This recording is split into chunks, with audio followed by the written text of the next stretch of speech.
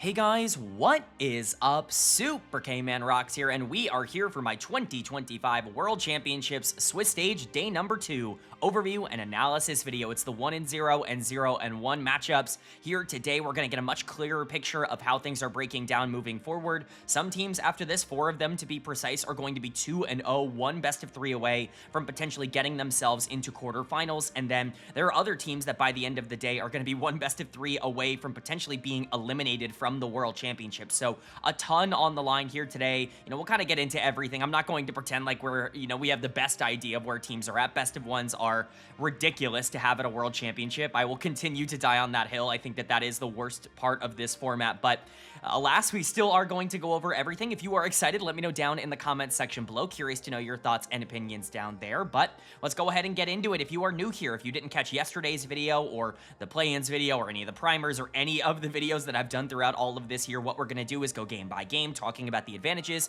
and disadvantages that each team was able to generate. I'll be giving a player of the game and a dud of the game for each individual game that we cover, and at the end of the video, we will be previewing our upcoming matchups. Tomorrow is the 2-0 day. It means best of 3s technically start tomorrow. We'll be going back to best of 1s for another day after that in this tournament, but we are getting closer and closer to finding out who is making the semifinals, who is really going to be pushing to win the World Championship. So we'll talk about all of that by the end of the video, but most of today will be spent talking about the games we got on day number 2. And with that intro out of the way, let's get into the action. I don't want to waste you guys' time too much. Already a minute and a half into the video. Let's get into the first game that we had to kick off day number 2, and it was one of the 2 regional rivalries that we are going to get over the course of the day, a finals rematch, if you will, this time in North America kicking us off, and it was a matchup between the number 1 seed from the LTA in FlyQuest and the number 2 seed from the LTA in Vivo Stars. And just like we saw domestically, just like we saw, multiple times really throughout the year, FlyQuest is just the best team in the LTA. There's not really a lot of disputing. There's not really a lot of argument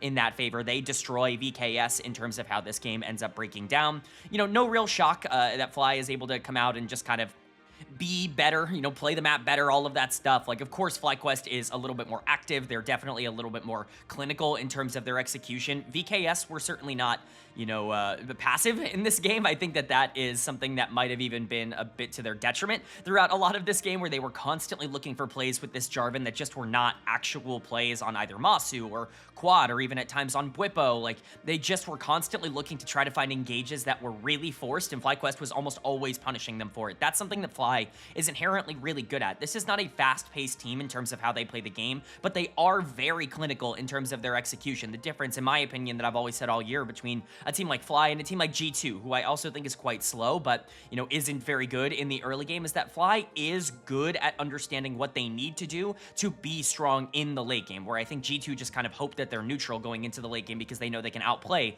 a lot of teams once they get there. I think Fly's early games are very calculated, and I think we saw that here even when they were in danger, or even when VKS were making a lot of aggressive moves. Fly was almost always coming out on top of them because they could counterpunch so effectively, and they're so good at playing that response kind of style in the early game. So let's go ahead and talk about it. Player of the game is very, very obviously going to Inspired for me in the jungle. This was a Wukong masterclass in terms of the setup and the damage coming through. Again, when you talk about counter punches, a lot of that ends up coming down to the jungler and how active he is and how good he is at being able to spot where the enemy jungler might want to look to make aggressive plays in the early game. And Inspired, I think, was constantly tracking Desamas in this game, even when he wasn't, even when Desamas was getting these free plays off, and Inspired was counterpunching elsewhere on the map, trying to, take something on the bot side while Desamas ganked top side. Like, all of that was set up for Masu to just be able to outplay the Jarvan, and Inspired was able to get a ton of things for free. And then eventually in the team fights, this Wukong champion just completely took over and popped off. So credit to Inspired. He was pretty terrible on day number 1 against T1. He got completely outplayed both by Keria and by Owner.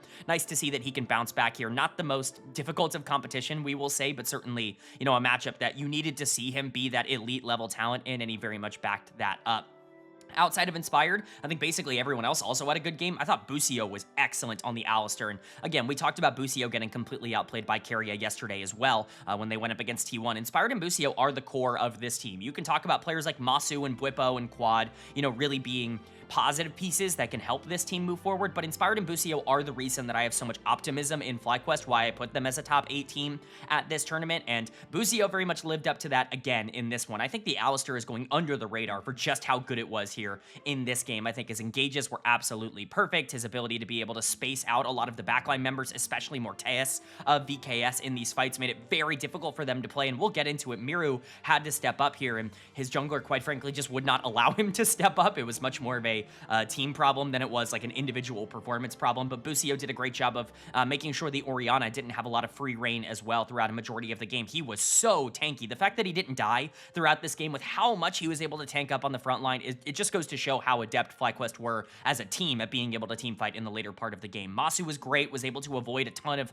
pressure in the early game. Dasamus really put a lot of tempo and pressure, like I said, into trying to take this Yunara out of the game, and it just did not work. Masu was constantly avoiding a lot of the aggressive plays, and Dasamus was almost always getting punished in some way, shape, or form for trying to kill Masu over and over and over again. Bwipo gets a triple kill in one fight. Outside of that, isn't particularly good. This Mordekaiser is mega bait right now at this tournament. More bait than Jarvan, which I'll talk about on the other side of this matchup, but Bwipo's fine. Like, he was not as much a part of this. Quad was great in team fights. He's playing Victor. All he really needs to do is scale up and play for the late game. Like, Fly did the thing they were supposed to do in this game, is I guess the way that I want to put it. They played their comp well, and Inspired and Busio stepped up. Their superstars are starting to look like superstars. And then for VKS on the other side, I mean, come on. You've already heard me talk about it all game long. Dasamus is dud of the game. Like, there's really not a lot to talk about here.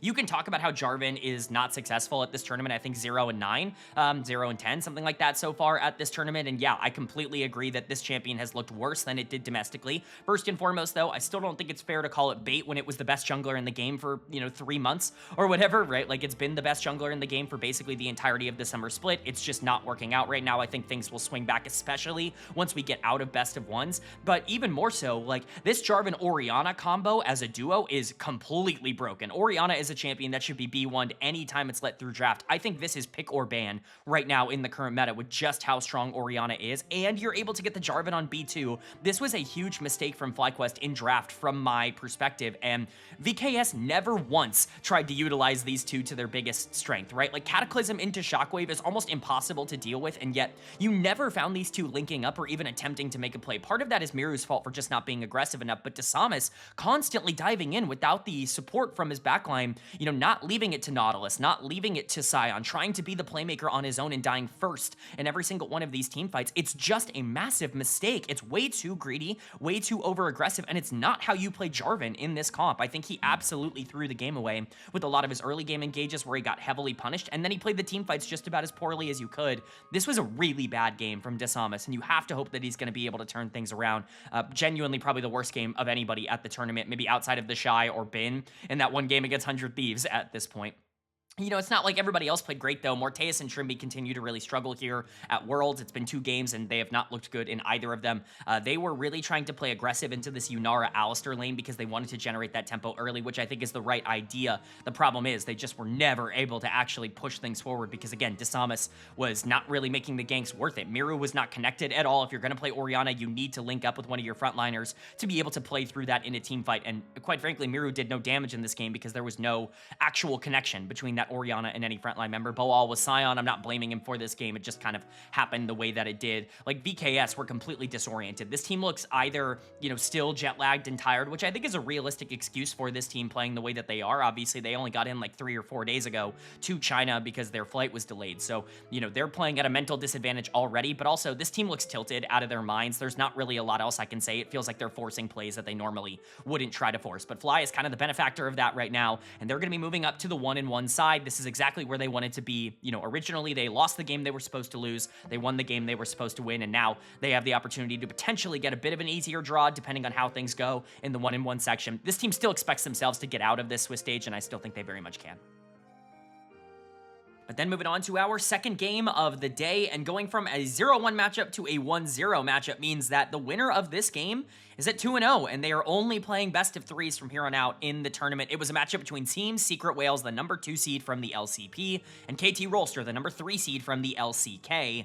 and KT Rolster is going to pick up the victory here. This was a fun one. I think it was pretty back and forth. Team Secret Whales, I think, did a great job of keeping up with KT, especially in the early game. I gotta be honest, man, I was just kind of wrong about his toe. Like, this guy is really good. He is able to create so much for this team, and he had a phenomenal game, but he makes one small error in the, I guess, pit, like the upper river pit. It wasn't Baron, it wasn't, Herald or anything like that. It was Otacon that the play was around. He gets Trundle pillared and isn't able to escape with the Flag and Drag, and from that point onwards with the Otacon win, it's really hard for Secret Whales to get back into that game, but his toe was awesome throughout basically all of this game. It just didn't really matter. KT Rolster was better as a team. They had the better overall composition, in my opinion, with more coherent ways to play the game, and I think they ended up really coming out on top because of it. This will be a pretty quick overview because I think this game was pretty straightforward. I don't necessarily think that either team played bad. I just don't think that either team made any sort of extraordinary play that I want to glaze over and over again. It was more so KT was a little bit passive in the early game. Maybe they could have been a bit more aggressive. His toe took advantage of that, and then eventually KT ended up winning a team fight and just kind of pushing forward and winning the game. So let's get into it again. Dektum is going to get player of the game for me down on the bot side. I think the Caitlyn was certainly the most effective champion on the Rift here. I think people were really concerned about this bot lane going into Worlds. I was somebody who was concerned in like a grand scheme kind of way. So far, they've gone up against KOI, who is, a good bot lane. Like, I think Supa and Alvaro are very solid as a 2v2, and they kind of got destroyed in the early game and ended up being able to rebound. I think Dektum played those fights really well, as I talked about at the end of game number 1 yesterday, but I do think this one was much more like, oh, okay, you're just the better AD carry in a game like this going up against a team in Team Secret Whales that isn't quite as experienced playing at this level. Dektum looked awesome. He was basically able to free fire the entire game. The damage he was able to output on the Caitlyn was exceptionally good. And, to me, I just think especially with Eddie's positioning throughout a majority of this game, you're kind of talking about AD carry diff walking out of this. I don't think Dektum was like the clear choice for player of the game. I just think he was probably the most consistent piece across this entire game. Really the only one who wasn't making errors at some point, getting caught out or just not being in the right place at the right time, not having a great early game. Dektum was just good throughout all of the game, and you guys should know that. I mean, I constantly give the same title to Dektum over the course of this year, which is Jack of all trades, master of none. That's the kind of AD carry that he is, and I think he showcased that in this game. Cuz I think if he were just to have his late game would be in consideration for player of the game, but he kind of did the opposite of the whole Cuz effect that I constantly talk about. Cuz is typically regarded as a player who's really good in the early game and just will make some mistakes mentally in the mid to late game. That's always kind of been the scouting report on Cuz. Think of him as like a worse Kanavi. That's always the way that I've described who Cuz is as a player, but in this one, it was basically completely flipped. His toe had all the pressure in the early game. Cuz was way too passive on the Trundle, and then he started landing those pillars in the back half of the game. Now, part of that is because Trundle is incredibly broken as a champion. I think this thing should be perma-picked. Like, shout out Jarvan getting that, like, 0-10 or whatever record that he's on right now. This Trundle is not getting picked enough. This champion is ridiculous in terms of the utility and overall combat effectiveness it can have, and Cuz really utilized that in the late game. But I do want to see better early games coming in from Cuz. That's what we were excited about. He had a good one yesterday against KOI. I need to see him have another one later on in the tournament.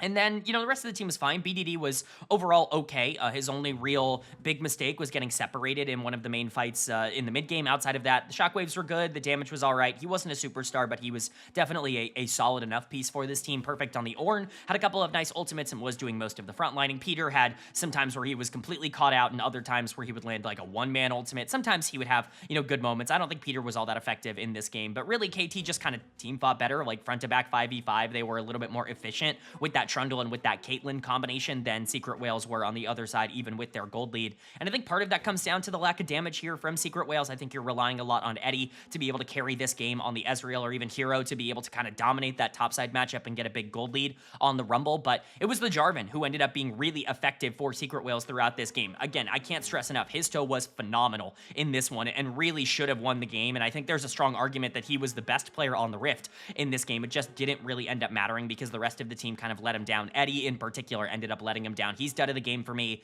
This was not a good showing from Eddie on the Ezreal. Honestly, I've not been impressed through the first 2 games. I was really high on his tape coming out of the LCP. He was the one player I was the most excited about on Team Secret Whales when you're talking about their performance in the domestic playoffs and like in the regular season. It really did feel like he was kind of the star of this team, if you will, and that's just not translated so far to the world stage. He's kind of been outplayed throughout a lot of the games that the 2 games that they've played so far. He was fine, I guess, in game number 1, but you wanted to see him be a little bit better into somebody like Morteus, and now he's getting gapped by Dektum on the other side. Like, it's just not been like a superstar kind of run from somebody like Eddie, especially with someone like his toe actually stepping up as much as he is. his positioning, Eddie's positioning, was terrible in this game. Way too far forward on the Ezreal, relying on the fact that he could arcane shift out. But unfortunately, if you get CC'd, you can no longer do that on Ezreal. So definitely a bit frustrating there.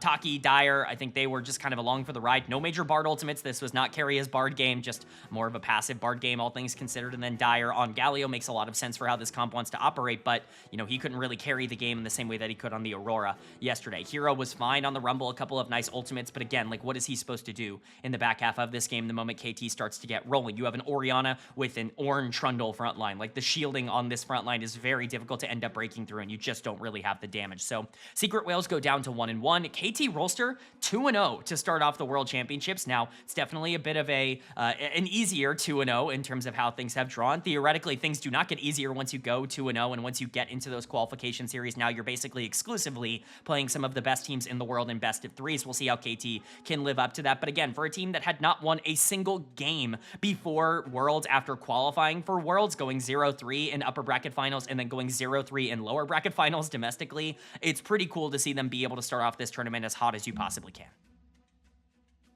But then moving on to game number 3, and we get our second of the, I guess, inter-region finals rematches here, as we got the number 1 seed from the LEC in G2 Esports, taking on the number 2 seed from the LEC in Movistar KOI. And again, just like in the domestic finals, G2 is going to be able to come out on top in very convincing fashion, I would say. I wouldn't say it was a good game from either of these two teams, and, you know, I get it. Like, I'm a hater of the LEC this year. I think that that's become pretty clear in terms of my analysis versus what a lot of people in the comment section and a lot of other analysts tend to think. I certainly don't see either of these two teams as teams that are like truly favorites to be top 8 at this tournament, including G2 Esports. You know, I had them at number 10 in my power rankings heading into this tournament, and I had a lot of these players ranked a lot lower than everybody else did, but I don't know, man. I feel like I'm being unbiased when I watch this game and just go, like, any team here, like, near the top 8, like, any of the actual good teams at this tournament would have beaten G2 in this game after their terrible early game. And Movistar KOI had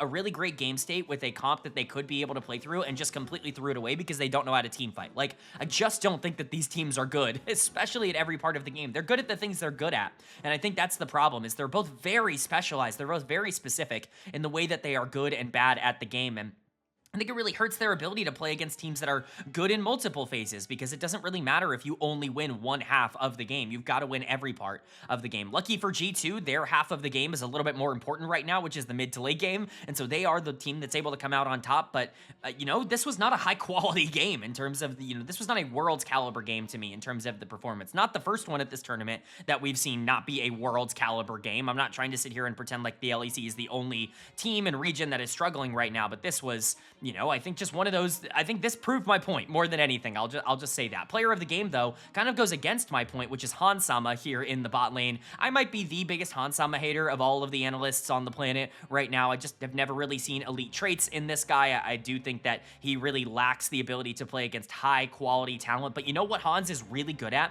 Beating LEC teams. Like, that is the thing that he does. That is his niche, and he completes that at a really high level. He's always really good domestically, especially in the playoffs and in these big moments, and he was able to really step up in this game. If he's going to play like this for the rest of the tournament, I'd be happy to throw out my analysis. I'd be happy to admit I was wrong, and I'd be happy to say that Hanwha actually should be on G2, for the foreseeable future. They can actually make quarters and do well at tournaments with him if he ends up if he keeps this up, like if he performs like this throughout the rest of the tournament. As it is now, great. You beat another LEC team. Supa wasn't even bad in this game. He just never really had tempo and pressure. Like, we'll see what happens when he goes up against a team that knows what they're doing in the mid to late game. But for now, Hans looked really good. He deserved that player of the game, and honestly affected the map significantly more than basically anybody on G2 Esports. I think Labrov was the other player that was kind of in the candidacy for this, for player of the game here on the Bard. A couple of nice ultimates, but he did overstep in a couple of key areas. This is a good Bard performance. I wouldn't say this is an elite Bard performance. I still like Labrov, but again,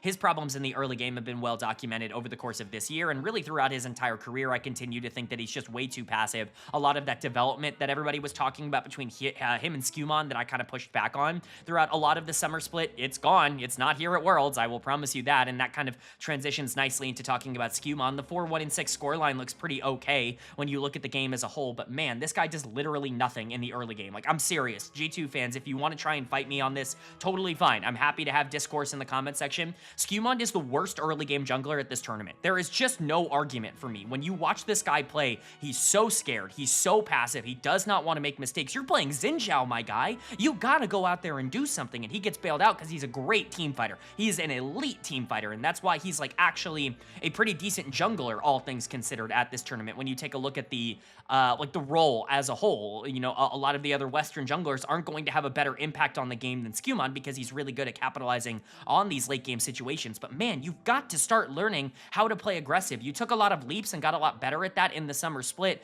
This is like spring winter Skumon right now, what we've seen through these first two games, where he's just doing nothing on the map as these skirmish carries like Xin Zhao. You just can't really get away with this and feel good about it. I was not impressed with Skumon's game. He gets killed for first blood, not necessarily his fault, but certainly not a great situation. And then obviously, he is able to recover because KOI's just not a good enough team to punish the fact that Skumon was super far behind, but it just is what it is, right? Like, good teams are going to take more of an advantage of Skumon right now than I think people are giving them credit for. That's exactly what Kanavi did in game number 1, and I would expect things to continue to go down that path unless he, you know, somehow changes his game plan, which I have a hard time believing is going to happen. Broken Blade and Caps were fine. Broken Blade was pretty good on the Cassante. I think his ults were actually really solid. Mirwin completely, like, AFK ran this game down, so it's really hard to kind of talk about that top lane matchup because there's just no, like, conversation to have. Like, Broken Blade did exactly what he should have done, which is take advantage of Mirwin being terrible, but Mirwin was terrible. And then Caps was solid on the LeBlanc. Multiple moments where he overstepped and got caught out for it, but generally speaking, the damage was there. So G2, fine. Like, their late games are really good. They're able to teamfight at a really effective level if they're able to get there from neutral.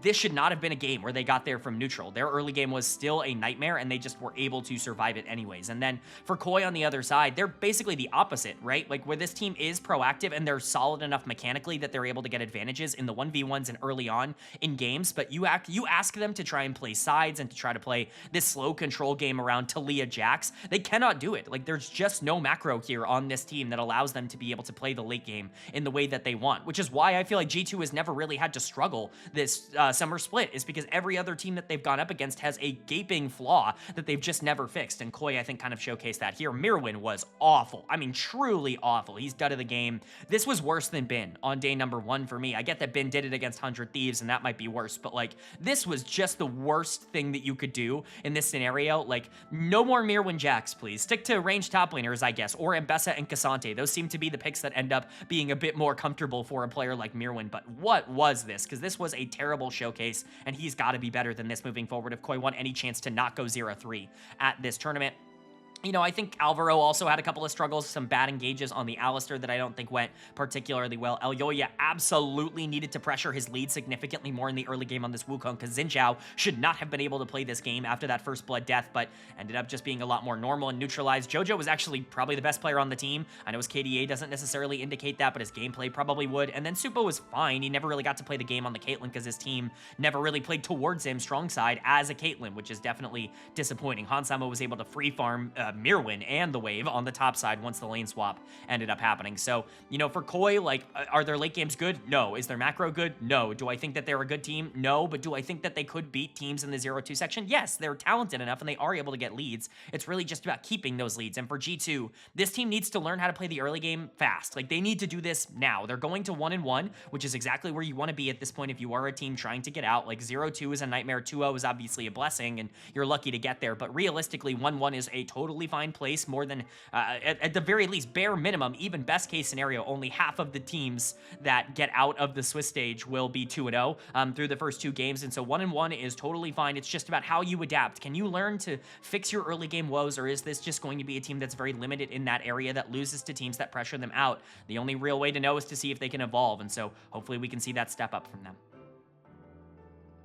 But then moving on to our fourth game here of day number 2, and while this was a 1-0 matchup between these two teams, it certainly felt like the most predictable of the 1-0 matchups. It was the number 3 seed from the LPL in Top Esports taking on the number 3 seed from the LTA in 100 Thieves, and Top Esports predictably are going to pick up the sub 27-minute victory. This was a very dominant game from TES basically all around, but you gotta give 100 Thieves credit. They put up a fight in this one. They certainly look like a team that has a lot of heart and that wants to go out and try and make things happen. The problem is they're just not good enough to be able to duel against Top Esports. They don't really have the firepower to keep up with a team like TES from a hands perspective, and so even if they are looking for aggressive plays and pushing the game forward, and even at times going neutral or winning some team fights, they just can't maintain that pressure because they can't consistently win 4v4s or 5v5s when they find them later on in the game. Of course, credit to TES for actually being, good enough to push it forward, but at the end of the day, I mean, look at this draft from TES. This is exactly what this team wants. A hyper carry for Jackie Love, Cream on something that's mobile that can roam around the map and open things up alongside Kanavi, and Kanavi on a carry that can take over in terms of damage, specifically this Kiana, which he's had so much success on over the course of this split. And really, Top Esports have been, really, really strong at playing around Kanavi throughout this split, but it's not Kanavi who's actually getting my player of the game here on his Kiana. It's going to be Cream in the mid lane on the rise, who's going to get it for me. He picks up a kill early on in this game that he almost screws up under tower against Quid, and really just kind of snowballs the game from there, is able to take the rise and just kind of be super aggressive in these team fights. There's one big fight around the bottom side river that looks like it could be winnable for 100 Thieves, but Cream's damage is just so free, ends up picking up a triple kill in that fight and really just pushing the entire game forward for Top Esports there. I think he was the big damage threat throughout a lot of this, and he had the macro awareness to step up. This was a really good game from Cream, and you need to see him step up. One of the big concerns for me in this matchup was, can Quid actually be better than Cream? Is Quid not, at least on the same level as a mid laner to Cream? Because I think that is a very realistic thing to say, generally speaking, about Quid as a player, but you have him on the Talia, unfortunately, here, and it's just not really the play style that he's found a ton of success on. I don't really like this draft for 100 Thieves. I love this draft in concept. I just don't necessarily think it plays into their individual strengths, and I think Top Esports took advantage of that with Quid not having the kind of pressure he needs in order to win in the 1v1 and then eventually having to play from behind. So credit to Cream. I thought he stepped up and did what he needed to do in order to really make this game his. But again, Kanavi deserves a lot of the credit as well. A lot of those ultimates were massive from the Kiana. The damage in the back half of this game was basically unstoppable. If you want to say that in the biggest fights throughout the back end of this game, Kanavi was the most important member, I think that is also entirely fair. I just think that Cream deserves a big shout out for how he played the Rise. But Kanavi was also excellent. Not that you would have expected anything else. This guy is, in my opinion, still the second best jungler in the world and still the best early game jungler. He didn't even need an early game lead in this one because he was playing Kiana and he could take over the team fight. So credit to the mid jungle duo. They stepped up for Top Esports. Everybody else was good as well. I think Hong is in really good form right now, at least from what we've seen so far at the tournament. Their road has not been the most difficult. G2 into 100 Thieves is not exactly like the best teams at the tournament, but Hong, I think, has stepped up and been the better support very clearly in both of the games they played so far. If he's going to continue to find these weird creative angles in the way that Crisp was for this team at the beginning of the year, while also not offering a lot of the bad plays that Crisp was offering, that's going to be fantastic. Hong has already looked like an upgrade for Jackie Love in the 2v2. It's good to see that that's carried over to the international stage. Jackie was good. 369 was solid as well, but most of this game was kind of decided by that mid-jungle duo being set up by the Leona engages, and Top Esports were more than happy to be able to play that out through the rest of the game. And then for 100 Thieves, again, they got destroyed here. They weren't exactly close in terms of their actual execution, but they certainly had their heart in it. They were trying to make plays. They just couldn't really have a lot of plays work out for them. FBI, for me, is going to get dead of the game. He really misplayed, I think, in a couple of crucial team fights on the Kai'Sa, most specifically. There was a team fight that was played front to back. I believe it was around Otacon, where your entire team is engaging. Ayla's going in as the Rakan, and River follows up to be able to try and combo onto the mid line. And then FBI is just raw ulting the Scion and just trying to kill the Scion. And it's like, all right, man, you got to follow up on your team's engage. If they do find one of these squishy members, you can't be entirely separated and focusing the wrong target. That just makes things a lot worse for you overall. So I think FBI's positioning in this game was just bad. I think his, aggressiveness was kind of bad. And that's where it comes down to, let's just keep Quid on these carries. He looked so good on the Aurora on day number 1 going against Bilibili Gaming. I love Taliyah, and I think Vi Taliyah is really strong, especially with things like Kai'Sa and Mbessa kind of complementing them. This draft is really, really good for a team that wants to play around bot lane, but that's just not really what I think 100 Thieves wants to do. They want to play around Quid. You want to let him unlock the map, and while Taliyah can do that, he's not really that proficient on these macro threats. He's always been at his best on assassins and on resource carries, and I just don't necessarily like the idea of going to Taliyah even just to match the Ryze's macro pressure. And I get that a lot of things were taken off the board here. The Aurora was gone, the Galio was gone, Orianna and Annie were both gone as well, but I think there are more aggressive counter picks to the Ryze that you could have potentially thrown down here that I would have liked a lot more, even if that means you have to play it alongside the Kai'Sa and play this, like, you know, even modified dive comp. Like, even something like a Cassiopeia I think would have been a bit better in this game, even if I'm not as big of a fan of that as a counter to something like Ryze, something that allows him to deal damage in the mid game and actually carry in terms of his resources. I think he was good this game, but just didn't really have the priority. Ayla, I think, also struggled with some of those engages, but at least he was aggressive. At least he was looking. I think the angles were generally okay. Some of them were bad, but some of them were fine, so I'm not going to lambast him too much. Dokla and River could never really get things going. River had a really good early game and just could not keep it up because, again, they couldn't really win any team fights. So for 100 Thieves, this was the expected result, but they at least look like a team that has come to Worlds knowing that it's their last ever tournament as an organization and want to put out the best possible performance that they can. They are trying. They're just not succeeding right now. And then for top esports, you know, 2-0. This team, everybody called them frauds at international tournaments. Every LPL fan was terrified of them going to Worlds. Well, here they are, starting 2-0 at this tournament and potentially looking to be the #1 team in the Swiss stage, depending on the draw in the next round. They look fantastic through their first 2 games. The only real concern is that maybe they can't keep it up and maybe their schedule has been a little bit easy up until this point. But you know what? They've done everything they need to do to prove to us that they are one of the scarier teams in the world. Then moving on to our 5th game of the day, and this was a big, big result for one of these teams. It was the CTBC Flying Oysters taking on T1.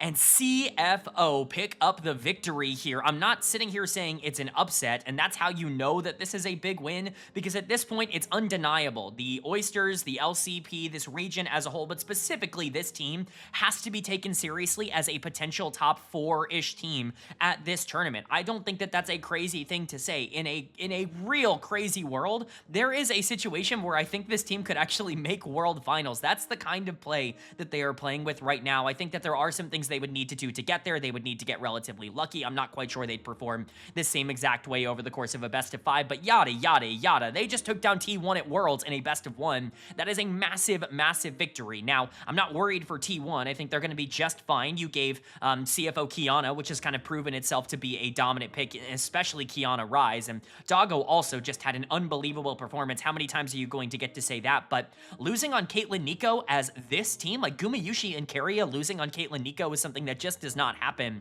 And I think T1 are a little bit, you know, flustered, we'll just say, coming out of this one. I think they very much expected themselves to come out and win, and a lot of the flaws that we saw against Invictus Gaming and even domestically did kind of come out in this one. So hopefully they are able to continue to improve. But for CFO, what a win, man. I mean, this is just so genuinely massive. They played excellent throughout this entire game. 2 phenomenal candidates here for player of the game, either Gen.G or Doggo, but come on, man, it's Doggo. Like, this guy was just ridiculous on the Draven here. Gapping T1, solo killing 3 different members of the team on Draven is just, it's a career highlight type of moment at the World Championships. It's just one of those performances that Doggo is going to be remembered for. And you think about this guy's career arc and his trajectory. I mean, this guy was, you know, this budding superstar coming out of the I believe it was still the LMS at the time. It could have been the PCS at the time. It was, you know, forever ago. It felt like he was like a budding superstar that was loaned to PSG Talon for them to be able to compete at an international tournament after, you know, looking really good on his own individual team. And then he goes to the LPL and he splits time with Uzi, of all people, on Bilibili Gaming,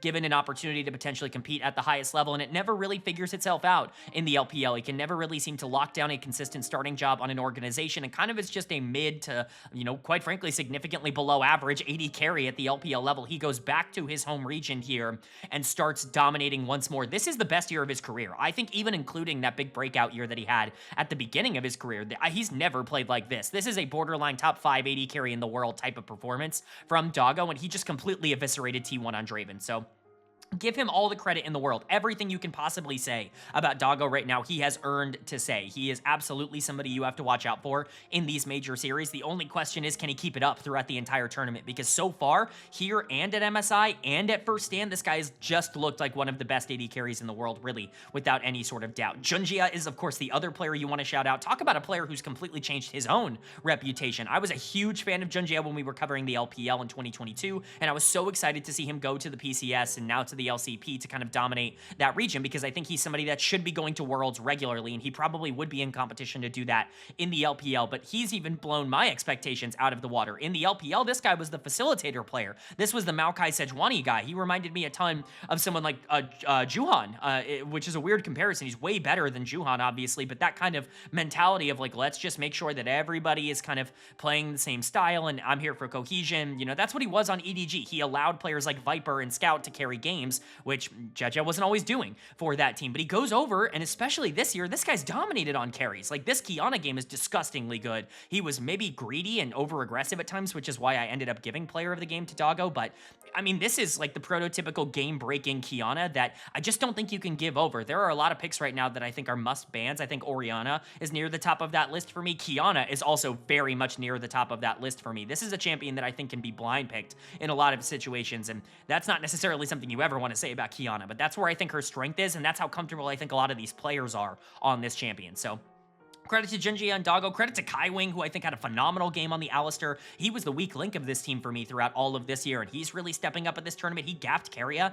in this game in terms of his engages. Driver and Hongyu, I think, did a good job. Hongyu was a little bit too far forward in a couple of instances, but CFO just was better than T1. This was a back-and-forth game where T1 had opportunities to be able to kind of get themselves back in, and they just couldn't win the team fights when they needed to. All of a sudden, the game kind of, you know, fizzles out, and CFO wins. Credit to them, man. And for T1, as much as I'd love to panic and be concerned, T1 does lose games in the Swiss stage of the World Championships. It's something they've done pretty consistently over the past 2 years when they've won Worlds, is they've not been perfect or 100% or anything like that, and especially in best of ones. Like, you're not going to sit here and say, oh, they lost a best of one, that means they're worse than CFO. Like, it's just hard to say that. BO1s are such a fraudulent format in general because anybody can win one game, but there are some concerning carryover traits that have been there for basically the entire year for T1 that I think gives some credence to say that this might not be the perfect team that we're expecting. Doran's going to get dead of the game for me. This guy's laning is just terrible. Like, he's just not a good laner, especially for the LCK standards. He was able to survive for a long time because teams weren't really putting a lot of resources into him. He got solo killed by Doggo this game on the Rek'Sai. Awesome play by Doggo to be able to interrupt the tunnel out, but really, that's just not acceptable to happen on the top side of the map here. You can't really give that up if you were the Rek'Sai. I think some of these team fights were okay, but generally speaking, Doran was also going way too far forward and way too deep with the ultimates and disconnecting himself from the rest of the team. It just was not a very good game from a top laner that has a lot to prove here for T1. I think Owner as well really struggled in this game to find any sort of avenue to get in on the Vi. This has not been a great tournament for Owner so far. He's gonna get better. Like, I just have a feeling he will be fine moving forward, but he hasn't had a ton of like, oh, you're definitely better type of games. He had one of those, maybe like 1.5 of those against Invictus and one against FlyQuest, obviously, but in this game, he was worse than Gen.G, and I think that at the beginning of the series, especially against IG, games 1 and 2, he was worse than Wei, of all people. So I think Owner really needs to start locking in. It's not been a great start to the World Championships for him. Faker was fine, was doing a ton of damage, but again, his positioning is just not good right now. It's not been good all year long, and it was not good in these fights. He cannot be dying first. It's completely unacceptable in some of these key team fights. And then Guma and Keria never even really got the chance to play the game because Doggo was getting free kills everywhere else around the map, and all of a sudden, they have to play scared because they get one shot by a Draven. So, you know, for T1, like, there are some issues here. Their early games are not particularly good. They're kind of a better version of the G2 that I talked about earlier. The difference is, again, kind of like Fly, but at a much higher level. They're able to kind of neutralize that early game because their hands are typically so good. But if you're giving free kills over to Gen.G, over to Doggo, and you're not winning team fights because the other team is clinical with that gold lead, that's a scary proposition for T1. I think they'll be fine going down to 1-1, but there are things that need to be fixed. And then for CFO, I mean, this could legitimately be just a top 3, top 4 team in the world. Like, I think that that is genuinely on the table for them, which is something I never would have expected, even going into this tournament after they had already proven that they were so good. Do I know that they beat T1 in a best of 5? Definitely not. Like, maybe they do. I'm not saying that they don't. I'm just saying that I don't know that they do that based off of this performance or anything like that. I'm not ready to say that CFO is better than a team like T1 because they beat them in a best of 1. But the fact that they beat them in the way that they did, being able to corral this game down the stretch, this is not a team you can overlook. They are absolutely becoming a tournament favorite very quickly. But then moving on to our 6th game of the day, and this was a huge comeback and an even larger result for the winning team. It was the number 1 seed from the LCK in Gen.G taking on the number 2 seed from the LPL in Anyone's Legend. And Anyone's Legend is going to pick up the victory here after being down almost 5,000 gold towards the back end of this game. They make the comeback happen. They win one crucial fight around Dragon Soul, and from that point onwards, they're just able to run the game off the map. It's really great stuff from AL, and this is obviously a super disappointing defeat for Gen.G, and I think that there are some things to criticize. Some of the haters were kind of right in terms of how this game in particular ended up playing out for the team, and the fact that this should have been Gen.G's bread and butter. As long as they don't screw up one fight around this Soul, they're probably able to win the entire game with the gold lead that they had been able to generate, but that was not the case. Gen.G lose one fight, they lose control of the game, and all of that gold that had gone to Ruler is now null and void, and they lose the game. So we'll go ahead and talk about it here. One of the things that I want to make clear at the beginning of this is that I think my take on this game might be a little bit different, not in the way that I'm guaranteeing that maybe everybody else is saying this, but rather I'm not scared for Gen.G, even less so than for T1. This was a pretty good game for Gen.G, all things considered. This was a phenomenal game from Anyone's Legend. The back end of this game was played, I think, about as perfectly as you could possibly ask for, and I think the real thing that I want to say is, and this is kind of the big thesis for this game and for this tournament, it's been 2 games. I'm trying not to overreact, I promise. I really am. I know I'm biased towards this team. I know players like Tarzan and Kyle have been channel darlings since 2022 on this channel, since I really started doing this thing, and so I really want to make sure that I'm not trying to overreact to their good success. But what we've seen so far through the first 2 games of this tournament, with them beating Hanwha Life, with them beating Gen.G, having the hardest schedule of anybody at Worlds so far and coming out 2-0, is that I think this might be the best AL has been in 2025, like including when they were winning the LPL in the spring split. When you go and watch them at MSI, it never really felt like they were unbelievably good. It always felt like they were good, probably a top 3 or 4 team in the world, but always a team that maybe had a ceiling that they couldn't beat the best in the world. Well, here you go, man. Not only did they beat the best team in the world, or at least the most successful team in the world up until this point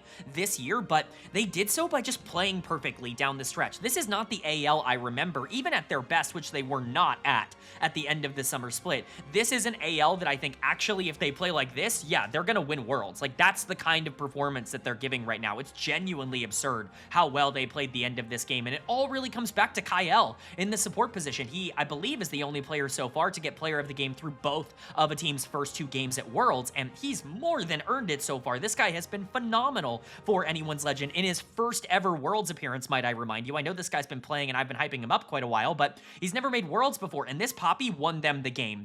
Him being able to land those ultimates to knock key threats out of team fights is literally game-winning. Knocking Canyon out of the Soul Smite to make it a 100% secure for Tarzan is a ridiculously big play, and then knocking Ruler out of the final fight to make sure there's no Kaisa to be able to deal any damage while AL full engages. It's perfect stuff. Even his frontlining, his ability to, I mean, I think it was that same fight he knocked Canyon out where he perfectly timed his W on Ruler's ultimate to stop the engage coming in from Kaisa. Like, this is just a perfect game from Kyle. You cannot play Poppy support better than what Kyle did in this game, and I just want to give him all the credit in the world. This guy has shown up so far at his first ever World Championships, and he deserves all the praise that he is going to get from this game. Obviously, Hope and Tarzan are going to be stealing a lot of the spotlight as well. Tarzan definitely performed better than Canyon in the back end of this game. The damage coming through from the Kiana, and the narrative now that LPL Kiana is just too strong and you can't really let it through, is thriving. And you know what? This is a narrative I actually do agree with. While I might disagree with the Jarvan is bait narrative that's going on, LPL Kiana has been a major problem for teams to deal with all year long. Even in the LPL, teams have not been able to beat it. So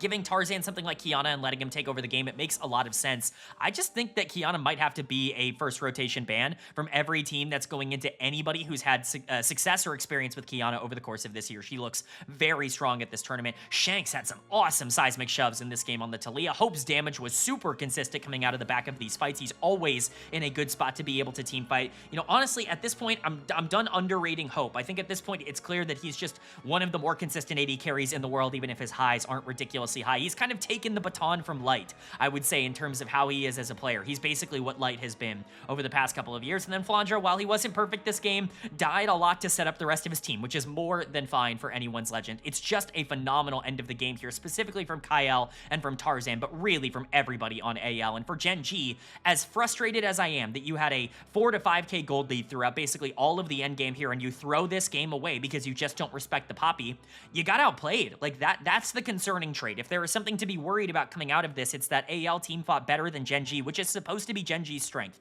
They almost always play these slow games where they just chip away at a gold lead, and they did the exact same thing in the early game here, where it never really felt like they were blowing the game wide open, but the plays that they were making were good, and a 1k gold lead turned into a 2k gold lead, turned into a 3k gold lead, and it just got bigger and bigger, and you thought eventually they were just going to win one fight and end the game. That's the Gen.G style, that's the Gen.G strategy, but no, they're not able to win that fight. They in fact lose almost every single fight except for the one that Ruler gets a triple kill in, and the game is over. The Otacon looked so free. Once they took that, I thought that this game was, you know, unwinnable for AL, but you know, Gen.G just couldn't close it out, and that is concerning. This team is not perfect. Like, it's not like, oh, they never lose a game. Like, it's best of one. Anyone can lose a best of one, but definitely a concerning trait. Canyon, for me, is dud of the game, although I don't necessarily think Canyon made ridiculous mistakes in this one. The haters were kind of correct in the fact that he didn't really have the, I guess, impact on the later part of the game that maybe you would want, and I do think he was the weakest player on the Rift in terms of the team fights, but I think this is a really impossible game for Canyon to play. Again, the Poppy just outplayed him, and that's really the thing, is like, if Xin Zhao plays perfect and Poppy plays perfect, Poppy will always win.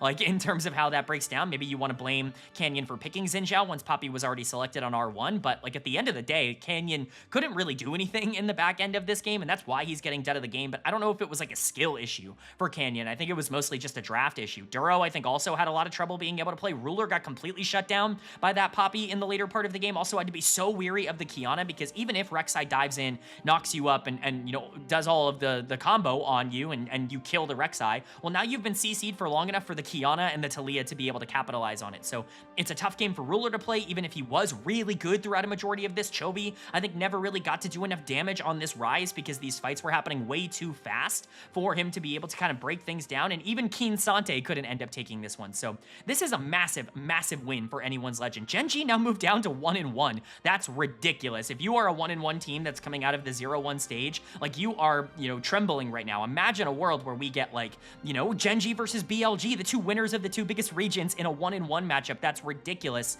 but that could potentially be on the table depending on how the rest of this day goes. For anyone's Legend, they are 2-0 at this tournament after running into the #1 seed from the LCK and the #2 seed from the LCK. The reports of the LPL's demise, I guess, have been greatly exaggerated, because anyone's Legend and top esports are doing just fine right now, and AL might look like the scariest team in terms of their actual performance at the entire tournament in terms of the form they're in. This is the best they've ever looked, and I can only really hope they keep it up.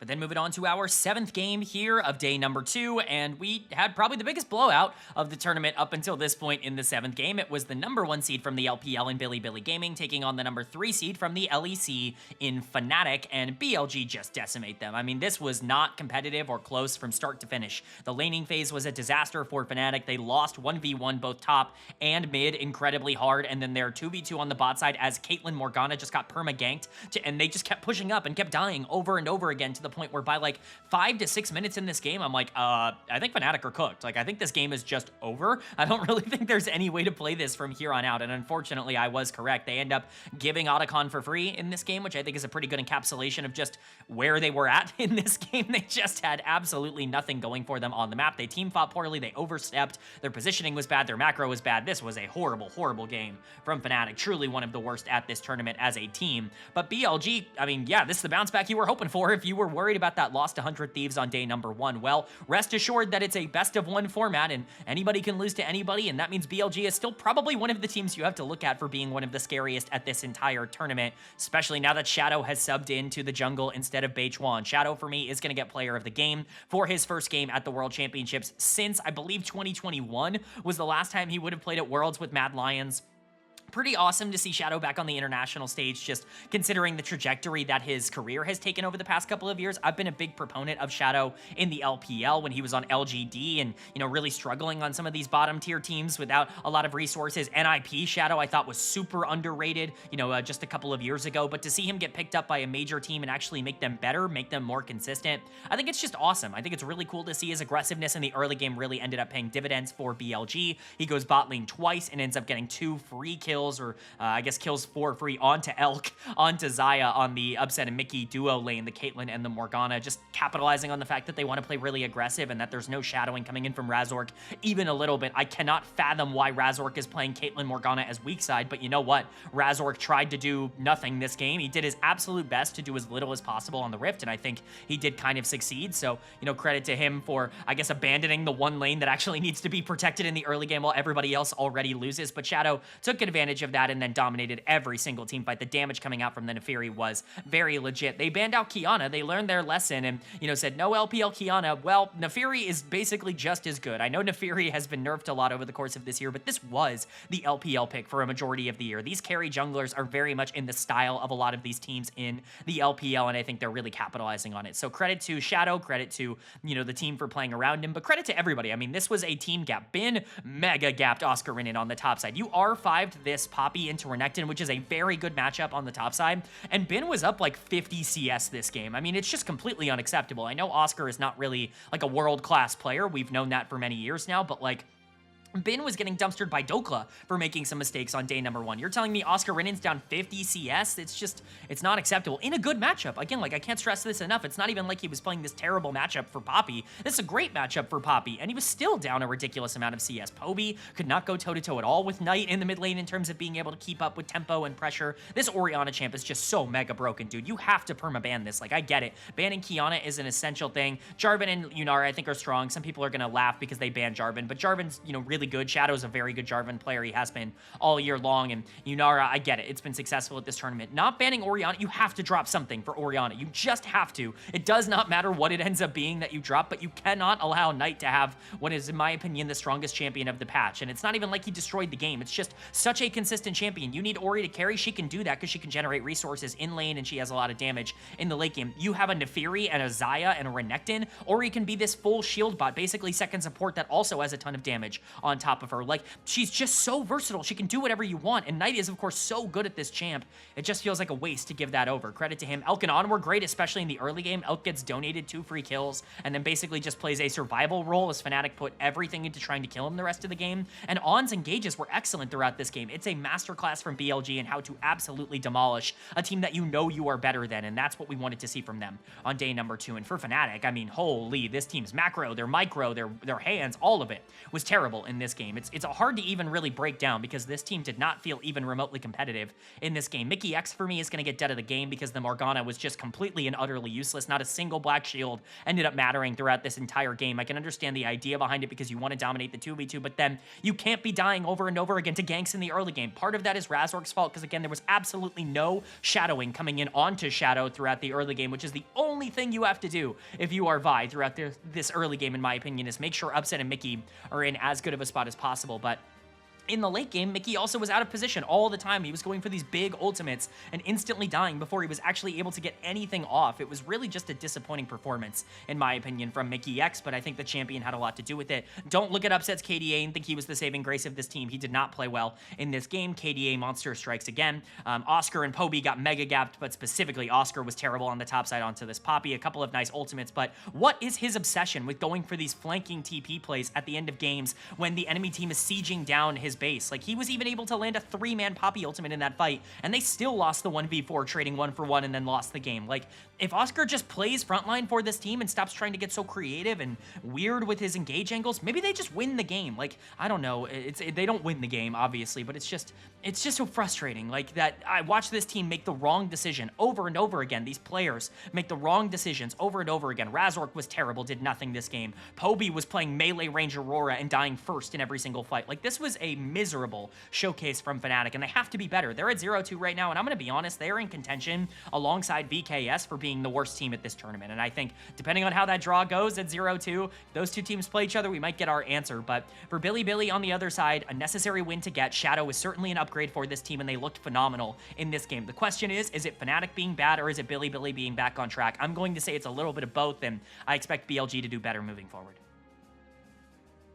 But that's going to bring us to our 8th and final game of day number 2 here of Swiss, and it's another pretty good one, at least on paper, but the execution of this game was strange. It was Hanwha Life Esports, the number 2 seed from the LCK, taking on the number 3 seed from the LCP in PSG Talon, and predictably, HLE is going to pick up the victory. I think when you look at a graphic like this, it looks very dominant, and it kind of was. Like, this was one of those, yeah, like it was a good win type of games where Hanwha Life did pick up a big victory. They drop a little bit of gold in the early game, but they win basically every team fight because they have hard engage and the enemy team doesn't, and they're able to move forward. But like, there were just little things throughout this game where it's like, you know, you gotta clean that up. Like, I don't think all the performances here today were very good. Delight was not good on the Bard here today in this game. Zeus, I don't think, was particularly good on the Mbessa throughout a majority of this game. Just a lot of weird mistakes coming in from Hanwha Life. For PSG Talon, unfortunately, it seems like the role that they are going to occupy at this World Championship is a team that looks okay going against the best teams in the world, like looks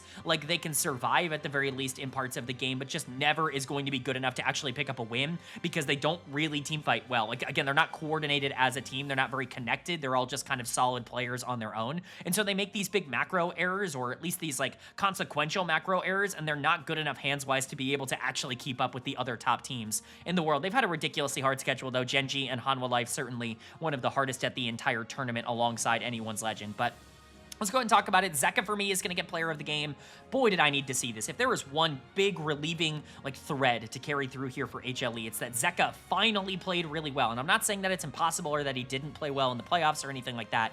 Just rather, I was genuinely starting to get concerned with somebody like Zeka, that he had just gotten mentally broken from whatever that Gen.G series was. I know I talked about that yesterday. I talked about it a lot on the channel, where Zeka just wasn't really the same after not qualifying for MSI. He's got to play like this. This is truly a bright lights merchant over the past like many years of his career, and obviously I've pushed back on that narrative in the sense that like I think he's been good in the regular season for most of his career, but you know, the bright lights are really when he plays his best, and that's always been true for him. He's got to keep that going at Worlds this year. Luckily, he was able to step up and really carry this game. He picks up a quadra kill on the Aurora and really dominates every single team fight in terms of his damage. He was definitely the best player on Hanwha Life in this game, but you know, the team itself I think was generally fine. Peanut had a good game, ended up maybe being a bit squishier than you would want in some of these exchanges, but really one of the big difference makers in this game was the point-and-click lockdown that Vi actually had to offer. There wasn't really an easy way for PSG to push their advantage. Now, they probably shouldn't have been team fighting as much as they were, because you have a Yorick and a Talia and a Caitlyn. You have so many ways to siege down towers throughout this game, and utilizing that to basically just play front-to-back 5v5 throughout the entire game is certainly not the decision I personally would have made, but Peanut's lockdown, I think, really ended up coming in clutch, and I think with the exception of a couple of plays, he ended up being really valuable this game. Viper was deathless in this game, and I think it kind of showed in his gameplay. Pretty passive, not necessarily doing the most damage or anything like that, but certainly not making a problem for the rest of Hanwha Life. Didn't need to carry like he did yesterday on the Kai'Sa. But then you get to Zeus and Delight. I don't think either of them played well. Zeus was generally okay in some of these fights. I think that there were moments with the Mbessa where it felt like he was going for the right idea, just didn't really have, you know, the execution to pull it off. Delight had a bad game on Bard. Like, I don't even think that that's like a controversial thing to say. This guy was completely disconnected from the rest of this team in terms of his gameplay. I don't want to see Delight's Bard throughout the rest of this tournament. I'm not saying that Delight is an engage merchant, but boy, does he look so much better on engagers than he does on these creative playmakers that need to be a little bit more finicky with the way that they play the map. I still like Delight a lot as a player. This was not a game to remember for him. Luckily, Zeka was super fed, and PSG's just not very good in the back half of the game, so Hanwha Life is able to pick up a win. They go to 1-1. Boy, is 1-1 very scary right now. That is probably the scariest it's ever been. All three of the top, you know, three teams in my power, all four of the top four teams in my power rankings are going to be 1-1 heading into the second part of this tournament. And then for PSG, unfortunately at 0-2, I think this is pretty indicative of their skill level. Are they better than some of the bottom teams at this tournament? Yeah, I would say so. They've looked competitive in their games. They look better than VKS. They look better than Fnatic in terms of the way things are breaking down right now, but Do I think they're genuinely good? Like, do I think that they are a team that like has enough firepower to actually win in the late game? No. And honestly, like if they lose to those two other teams, I think I wouldn't really be all that surprised in terms of how this breaks down, because really this team is kind of that gatekeeper type of team where if you can team fight in the late game, you're just going to beat PSG. They're just not very good at that. Aja for me is going to get dud of the game. You're playing Yorick and you're just playing 5v5 team fight Yorick. Like, what are we doing? This is the reason that everybody was losing on this champ when it was super meta at the beginning of the year, because nobody actually knew how to play around Yorick. You have Yorick, Talia, Caitlyn. Like, I cannot stress enough, why are you team fighting 5v5 every single chance that you have in this game? It just feels like such a waste of resources and a waste of time, a bad understanding of what PSG needs to do on the map, and it is a bit frustrating in terms of how things break down. I think Maple was pretty bad on the Talia in this game. A couple of moments where he was just way too far up, a couple of really bad ultimates coming in from him, not really respecting the range of Hanwha Life's engage because of that Vi. You know, Karsa had a great early game, and I think Betty and Woody kind of, you know, pushed that forward as well, but Karsa couldn't really maintain the pressure. I still think he's been the best player on this team by far at this tournament, but there's really not a lot to talk about when it comes to PSG. They're a team that looks okay until they don't, and then they lose. Like, they're not, like, fun bad. You know what I mean? Like, they're not interesting to talk about. They're just not as good as everybody else at this tournament. They dropped down to 0-2. I think there's a chance they win their 0-2 game, or 0-2 series, just because I think there are a lot of other teams there that are worse than them right now, but, you know, I don't think they're, like, a true threat or anything. And then for Hanwha Life on the other side, please Zeka, please Peanut. Like, it's you two. Like, you two are the two that need to step up and really carry this team. I know Viper's going to be good. He's been good all tournament long. You have to hope that Zeus is going to step up and just get delight on engagers he could create for the rest of the team. Hanwha Life has the skill and the talent to be a team that genuinely competes to win this entire tournament, but we've really not seen that so far. I'm holding out hope that eventually it will arise, because right now I think there is still a lot of waiting and seeing from their first two games. All right, but that is going to do it for my Worlds 2025 Swiss Stage Day number 2 overview and analysis video. Up on the screen, the updated matchups after the draw for the next couple of days here at Worlds. As a reminder, for those who aren't as familiar with maybe the way things break down, once you start getting to either a qualification series or an elimination series, once any of your numbers hit the number 2, you start playing best of 3s, and then it's best of 3s all the way up until quarterfinals when it becomes best of 5. But also, these are all structured by day because they're now best of 3s. You've got the 2-0s on day number 1 here. That's why they're green. They will play tomorrow. So we'll talk about that draw in a second. 1-1. Those 4 best of 1s will all play the day after, and then the 0-2 will have their own day, and then eventually 2 and 1 will have their own day, 1 and 2 will have their own day, 2 and 2 will have their own day. You get how this ends up breaking down, but let's go ahead and preview what we got on our draw. I'm not going to go super in depth on, you know, the 1 and 1 and 0 and 2. In fact, I might barely touch upon those because I want to save those previews for, you know, upcoming videos when we actually get to talk about, oh, it's next, and, you know, all of that. I want to spend some time talking about these 2-0 matchups because we've got some really interesting draws. Remember, these are the teams that are undefeated so far at this tournament. Our first matchup is the Flying Oysters taking on anyone's Legend, and this is a really fun one. CFO has really overperformed expectations. They just took down T1 to get themselves here, but AL has arguably had the hardest road of any team at the entire tournament, and they're 2-0. They're on fire right now. I'm not betting against this anyone's Legend team. I think right now, through the first 2 games, they've looked like the best team at the tournament. Do I think that that's going to last? Probably not. Best of 1s is not a great way to try and figure out who actually is the best team at the tournament, but I think they've looked so good in best of 1s that I think they will keep that form up, and as much as I really like CFO and the way they're playing, I think AL is just on a tear.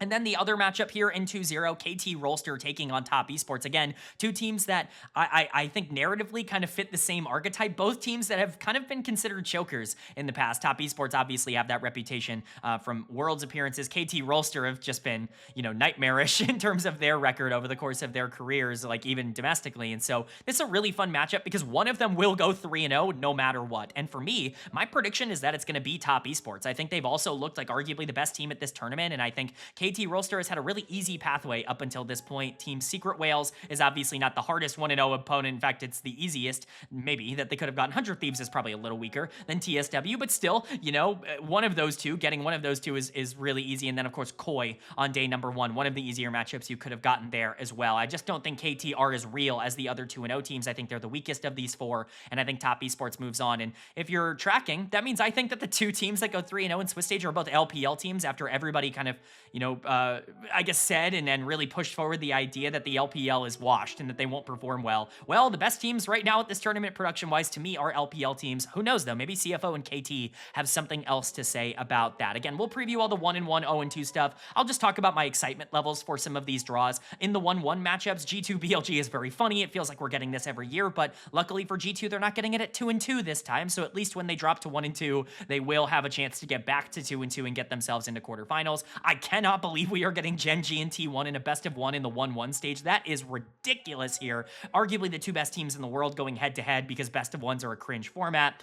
Team Secret Whales versus FlyQuest. Fly is getting some recompense for drawing T1 in round number 1. Secret Whales have not been pushovers though, so watch out for that. I think this team has actually looked kind of good at this tournament. And then 100 Thieves versus Hanwha Life. This is the matchup HLE needed in order to really get back on track. You know, they've needed kind of a get-me game, and I know PSG was a little bit of that as well, but, you know, they're not the best looking team in terms of expectations, and so, you know, getting 100 Thieves is a good draw. As for the 0-2s, you know, I was really hoping for VKS versus Fnatic because I really do think that would have been, you know, like a matchup between probably the two worst teams at this tournament, but alas, I think both of them will end up losing here. VKS takes on PSG. PSG have not looked good and their late games are bad. Maybe VKS just have more spice than a team like PSG, but also, you know, PSG have certainly looked better at this tournament. I would expect them to win. And then KOI versus Fnatic, another region kill here for Europe. They've gotten pretty unlucky in terms of these draws. I think KOI is definitely better than Fnatic, who look absolutely miserable at this tournament. But again, we'll break down those matchups a little bit more as we go throughout the rest of this world cycle. For now, I'm excited for the 2-0 best of threes tomorrow. Finally, no more best of ones, but let me know if you guys agree or disagree with my thoughts and opinions down in the comment section below. Always curious to know your thoughts and opinions down there as well, but that's gonna do it. I do hope you guys enjoyed. If you did, leave a like. It really does mean a lot to me. Lets me know you guys are enjoying the content, and it does help get this video out to a lot more people, which I'm always very appreciative of. If you're new here, hit subscribe. Again, we're covering every single day of Worlds daily on this channel, and we're going as in-depth as we went here today. These, you know, hour-ish long videos, they're gonna get a little bit shorter because the start of Swiss is the most amount of games that we're going to get at any point, but still a very exciting time. If you liked the coverage today or yesterday, hit subscribe, hit that bell so you can be notified when the rest of those videos do go live. But with all that being said, I hope you all are having a great day. I hope you continue to have a great day, and I will see you all